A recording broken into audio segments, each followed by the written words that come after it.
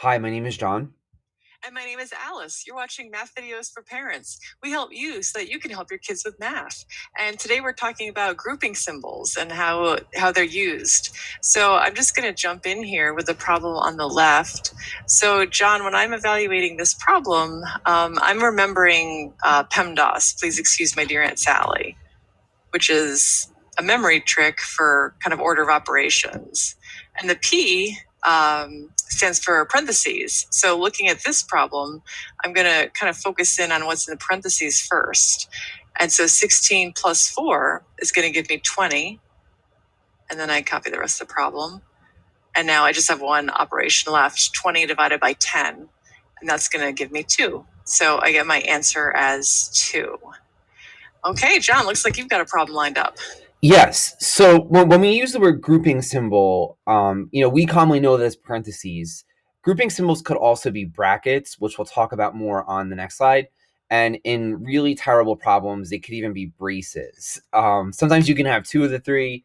Sometimes you can have all three. And by terrible, you mean challenging. Yes.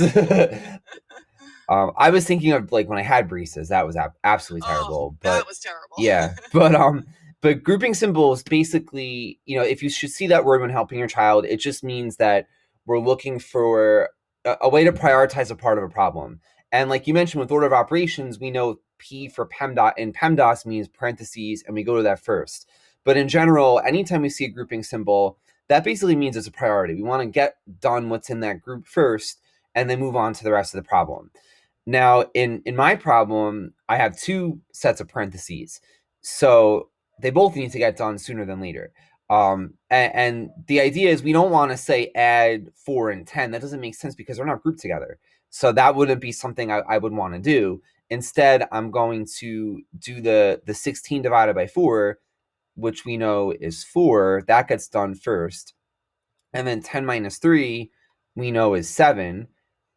And then we simply add at the end because now there's no more grouping symbols. So we just go from left to right following our order of operations. And since there's only one operation left, I know I just got to add them together. So that's going to be 11. Okay, great. So this looks like it's actually kind of fun. It's like you look at a problem and you identify what needs to be handled first, and you kind of unravel it from there, right? Exactly. Yep. All right, great. Hey, I'm ready. Let's do some more. All right. Okay, so I'm going to start with the problem on the left. So I'm noticing that I'm looking for like the innermost parentheses because I've got this set here, but inside that, I've got this. So you always want to work kind of inside out when it comes to grouping. So I'm going to handle the 48 divided by 8 first, and that's going to give me 6. So I'm just going to kind of recopy what I have. So it's 52 plus 6 plus 17. And so now I'm focusing on what I have left here, the 52 plus 6. They're grouped, so I've got to handle them first. So that's 58 plus 17. And then I just add those two numbers together, and I get 75. Excellent. John, looks like you've got a challenging one as well on the right.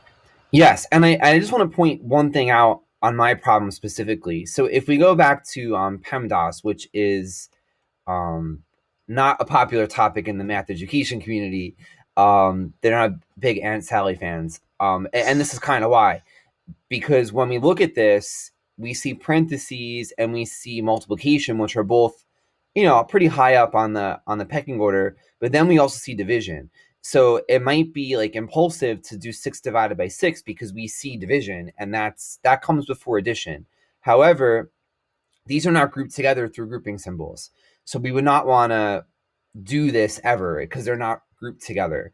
So that's where PEMDAS might get us into some trouble. So you got to exercise caution with it and always revert back to grouping symbols when we go through some tougher problems.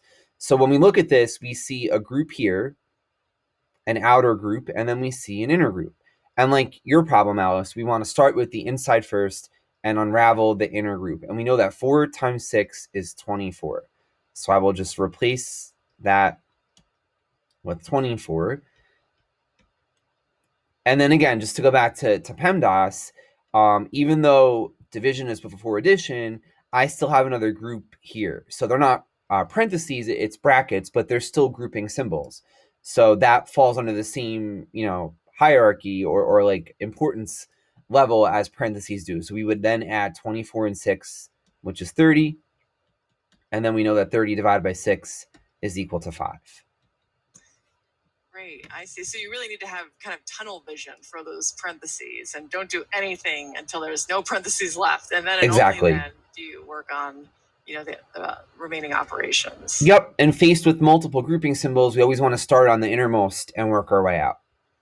Okay. All right. Great. Excellent. Well, wonderful. So we're Math Videos for Parents. We hope you've enjoyed this video. Please subscribe to our YouTube channel and follow us on Facebook. And if you have any topic or problem requests, don't hesitate to let us know. We look forward to hearing from you. Talk to you soon.